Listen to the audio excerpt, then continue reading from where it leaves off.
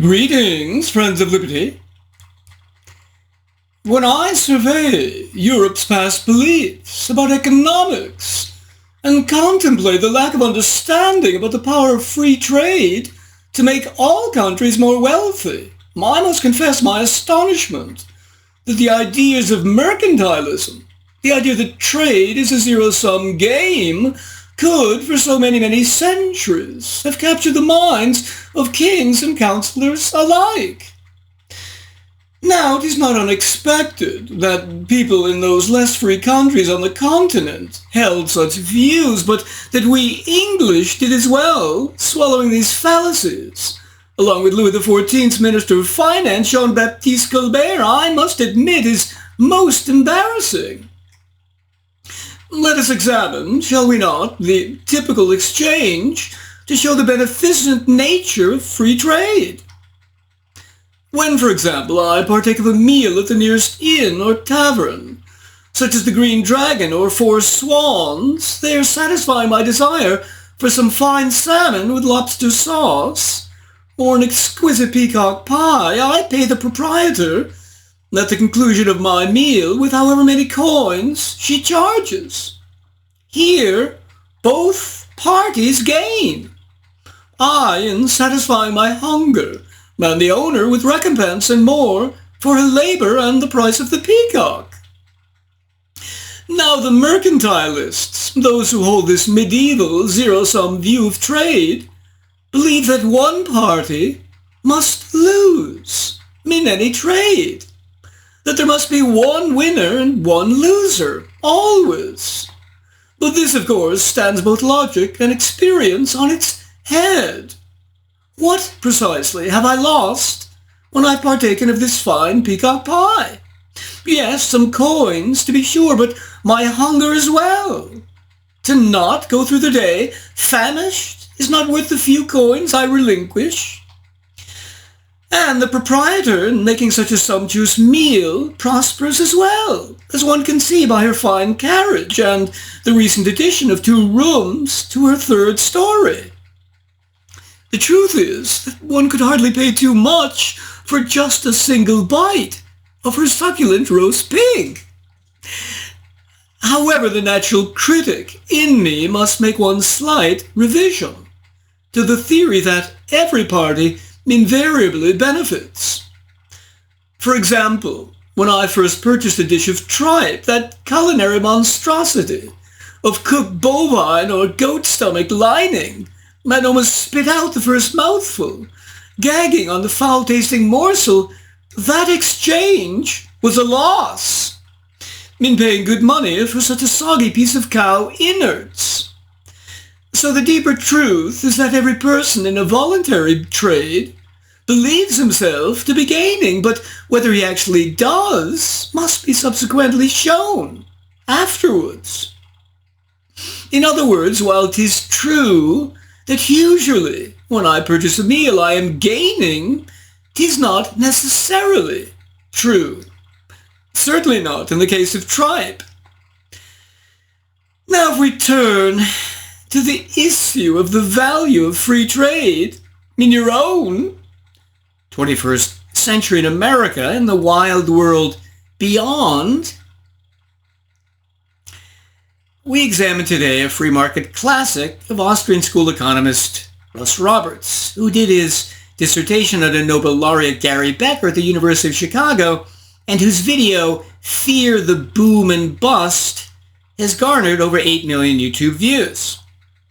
In this book, The Choice, a Fable of Free Trade and Protectionism, Roberts, in a mere 128 conversational pages, outlines many aspects, both obvious and subtle, historical and economic, of the harms of protectionism, partly by using America's anxious worries of the 1990s about the challenge of Japanese imports as his historic backdrop.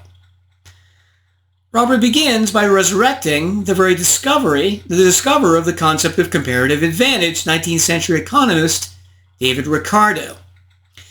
And just as occurred in the well-known Frank Capra Christmastime movie It's a Wonderful Life, when guardian angel Clarence needs to earn his wings by helping out George Bailey, So too here, David Ricardo must earn his wings by helping fictional American Ed Johnson, CEO of the stellar television company, to understand the harms of protectionism.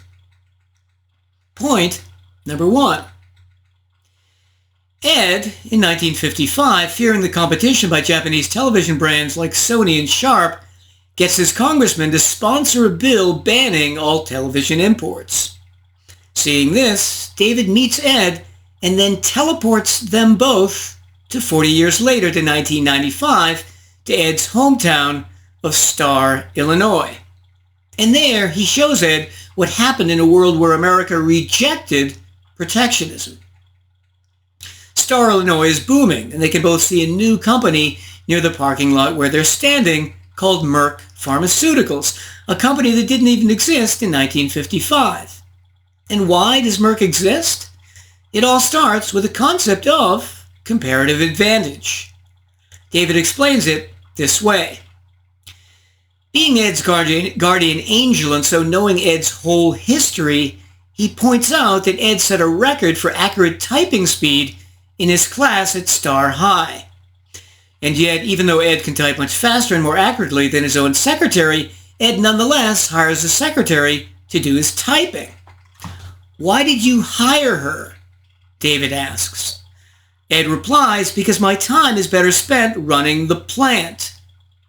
And David replies, exactly, your time is scarce. So even though you type much more quickly than Miss Evers, it would be stupid for you to do the typing. And looking across the parking lot to Merck Pharmaceuticals shows the exact same process occurring. In this case, America does pharmaceuticals better than the Japanese, and so after selling its drugs to Japan, uses that money to buy Japanese televisions.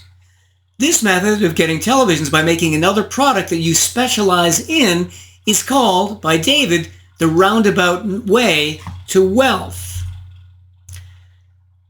Point number 2. Ed, worried, brings up the protectionist scenario of dumping, which is when a company sells lots of goods on a foreign market, sometimes below cost, allegedly with the intention of driving out or bankrupting native businesses.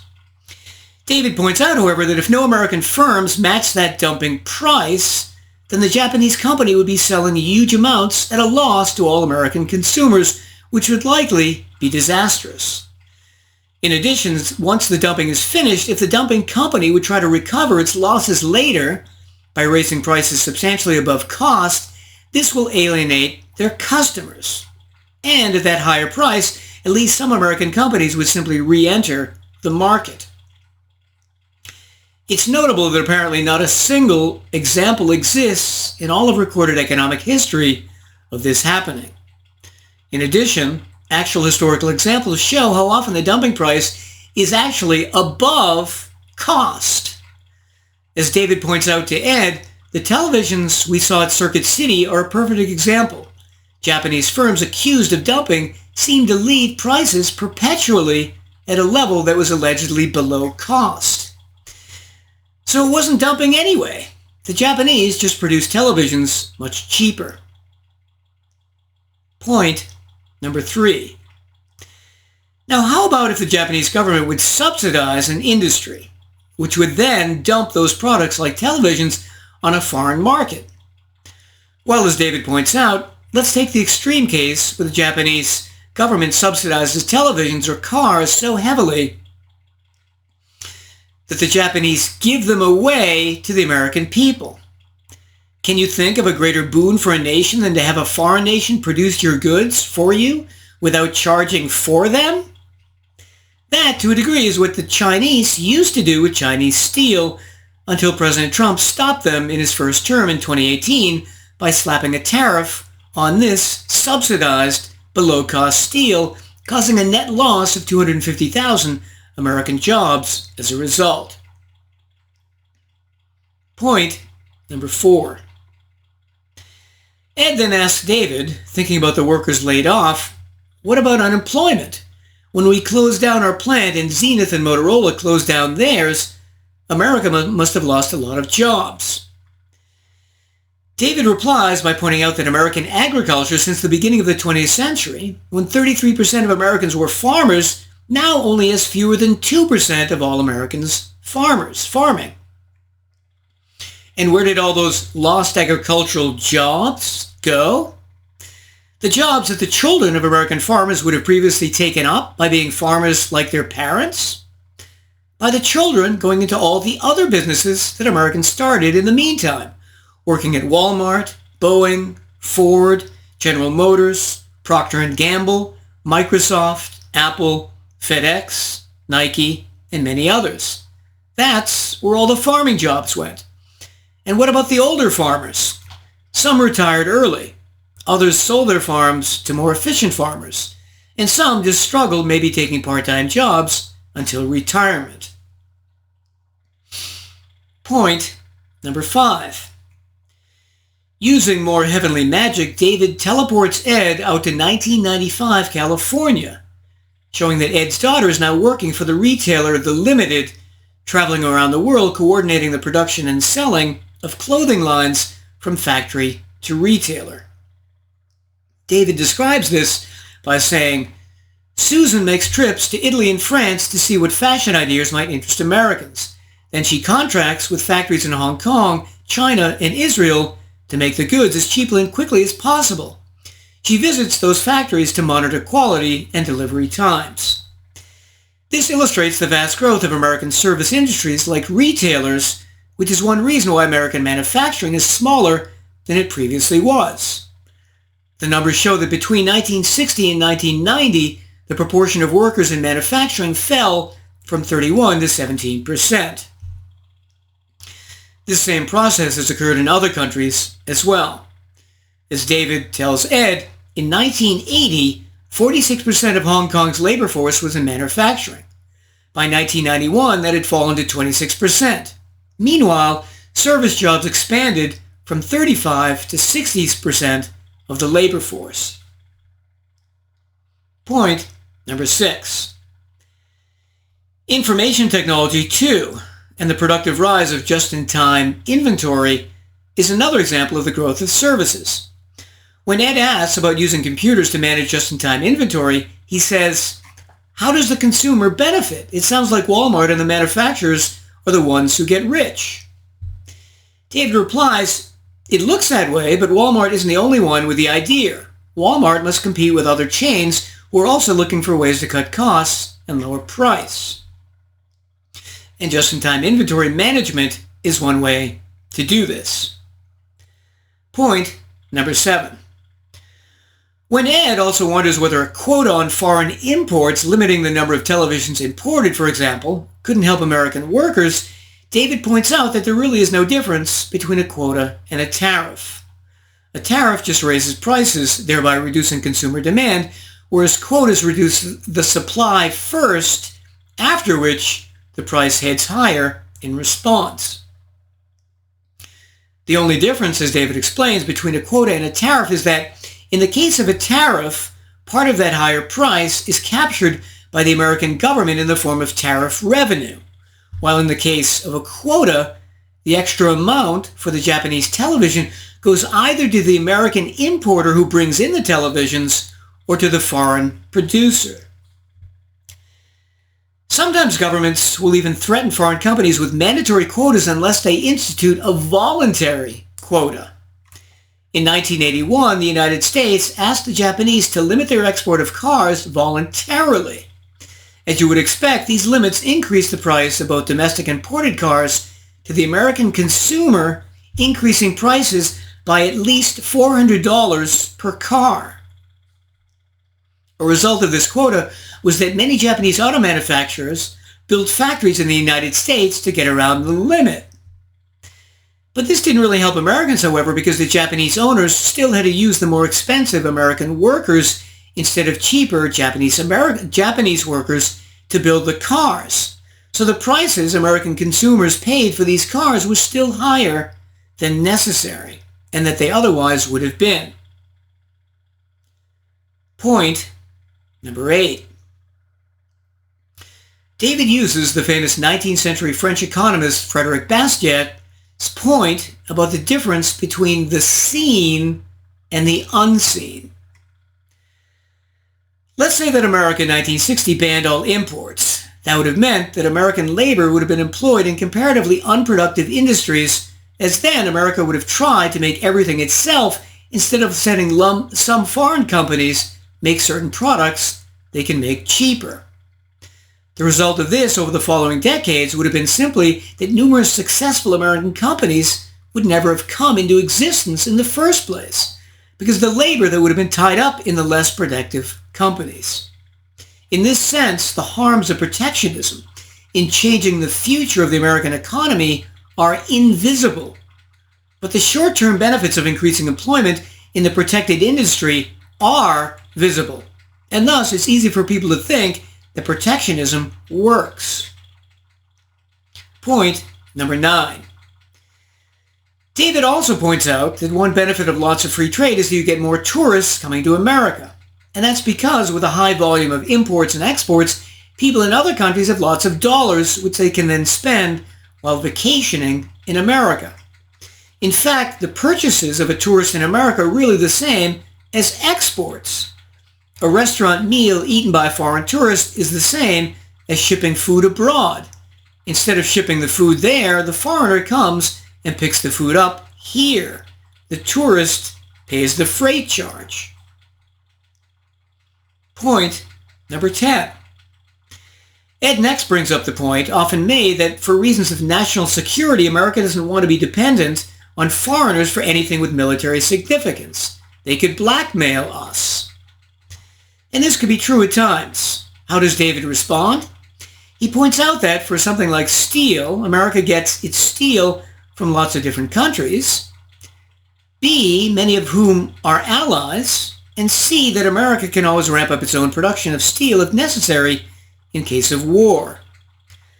But in case of a real strategic threat, it might be wiser to create either a public or private strategic reserve to avoid the threat of blackmail.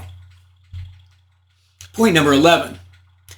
Of course, one of the more popular arguments for protectionism, made for example by Alexander Hamilton in 1791, is that infant industries need the protection of tariffs from foreign competition.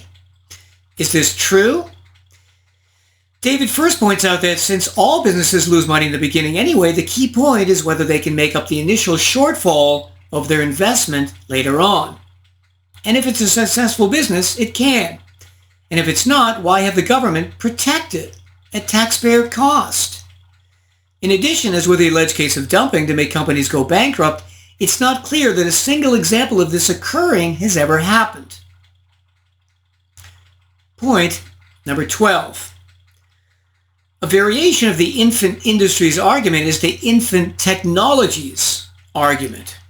In other words, some technologies are regarded as so valuable that the government should subsidize their development, like the Biden administration having subsidized the semiconductor industry with the CHIPS and Science Act in 2022. But the problems here, too, are, A, you don't know how many spin-offs, like Tang, from the U.S. space program will actually materialize. B, sometimes being late to a technology, like the U.S. to high-definition television, as opposed to the early Japanese, is better. And C, how do you know the government will back the right technologies in the first place, especially given all the political influence that comes into play? And are there any successful historical examples? No, again, but there are unsuccessful. So, for example, the Concorde, a huge waste of the British and French taxpayer money to finance flights for the rich for close to 30 years. Now, a half-century later, there is Boom Supersonic and Spike Aerospace developing supersonic passenger liners which might be profitable. But back in the late 70s, a huge waste. Finally, point number 13. How should a country deal with unfair trade when countries protect some of their own industries with high tariff walls? Should they be threatened with retaliation? Again, there's not a single historical example to my knowledge where threatening has worked, since tariff walls are created by lobbyists for political reasons and don't respond to outside pressure. So, for example, Japanese rice is many times higher than American because it's protected by a tariff wall. But the Japanese political system gives a disproportionate weight to votes from rural areas. So Japanese rice producers have an inordinate amount of power. Will the threat of tariffs on Japanese automobiles encourage the Japanese government to allow rice imports from America? The threat does not reduce the political power of Japanese rice producers in the Japanese parliament. This book ends on a happy note, with Ed giving a speech in which he withdraws his previous support for tariffs. I'd give Roberts an A here, since in a mere 128 easy-to-read pages, he fills the book with great arguments and examples and many historical instances which illustrate his claims. Reading him, one realizes how unfortunate it is that the supply of economists from the Austrian School is so meager. Happy for my part that we British now in 1793 are leading the way more and more in the promotion of free trade, in which, not surprisingly, is making us much wealthier than the French. I bid you well, and remain the Scarlet Pimpernel.